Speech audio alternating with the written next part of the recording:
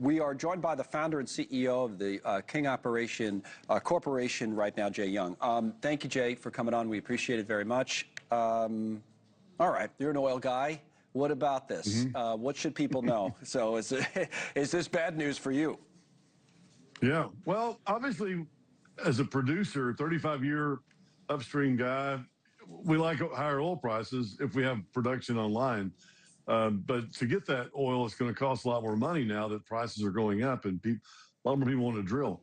But really, what we're seeing around the world is you're seeing a lot of decline in rig rates over the last 6 months. You're seeing wells that come online that decline rapidly. I was predicting higher oil prices 6 months ago, a year ago, because of all these different factors, because demand's going nowhere. And that's the reason why oil prices go up or down is because of supply and demand. If more people want it and you don't have it, the price is going to go up, just like any other commodity. And it's going nowhere, you said? Right. Do what? Demand's going nowhere? Is that the word you used? Yeah, it's still going up. I mean, we're not seeing peak oil demand. It's not changing. Soon. Right, okay. Right, not changing, or it's going up instead of going down or flattening out. I mean, it's still going up. We're not going to see peak oil demand for a long period of time. Okay. And that's the reason why I felt like that with rigs producing less oil, the wells that come online producing less, that we're going to see higher prices going into the summertime, because we're not going to have as much oil as we did before. And production in the United States is going down. And because of that, we're going to see higher prices. That's without the war. Right. Now, if you put the war in here and you're taking off, this 20% out of the Hormuz, and thinking, okay, well, hey, there's a lot of oil over there. And they start shutting wells in the Persian Gulf. You're seeing 12 to 15 million barrels a day that has not been on the market in the last several weeks because they shut these might start coming back soon, right? Or maybe it'll take a while. It'll take a while. Matter of fact, I hope that a lot of the wells come back on like they did before. But when you're dealing with high pressure oil wells that produce a lot of oil, a lot of water, and a lot of gas, I mean, I don't know what the percentage is. I'd have to go to my engineers and ask. But I mean, majority of them will not come back on like they were before. So all of that is relatively short or intermediate term issues, important, obviously. But one of the things I'm really curious about, and I wonder what you probably thought about it. Did anything change long term in your business because of this war? Like, will there be, different ways of, or different even outlooks on risk through the Strait of Hormuz, maybe, that makes demand higher for your type of oil? Or, did anything change?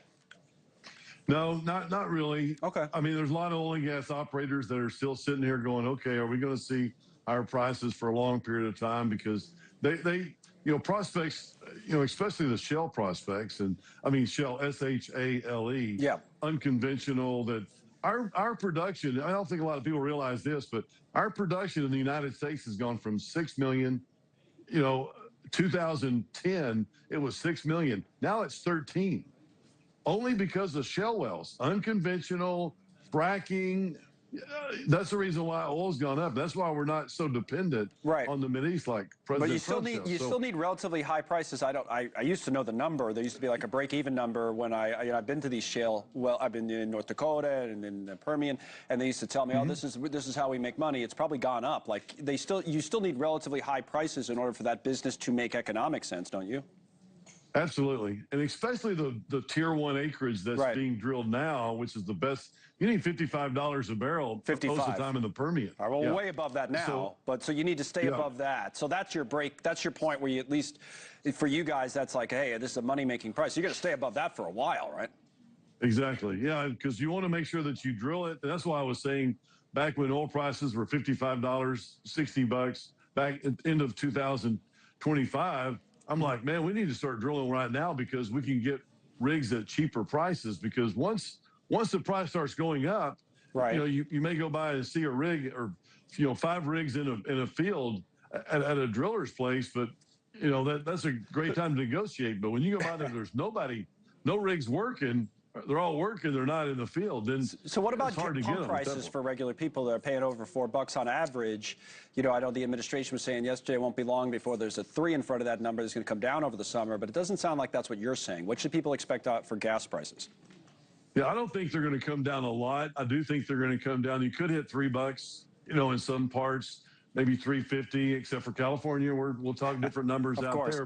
But yeah, but in Texas, Oklahoma, your Gulf states, I mean, we should see 350. I think prices will come down. I think there's a huge premium right now because, buyers and sellers and people, their risk premium. Oil goes down how much, 10%, 12% today. I Yeah. mean, we don't stare at this thing all day long because we're just trying to produce the things and do the things we can control. Well, I thank you for coming on because you explained the business, so people kind of understand how the whole back end of it works. Thank you, Jay. It's good to have you on again. Absolutely. Yeah. All right, Jay Young. Thank I'm you. Connell Absolutely. McShane. We're live at 5 here in New York, where we do have the news for all Americans.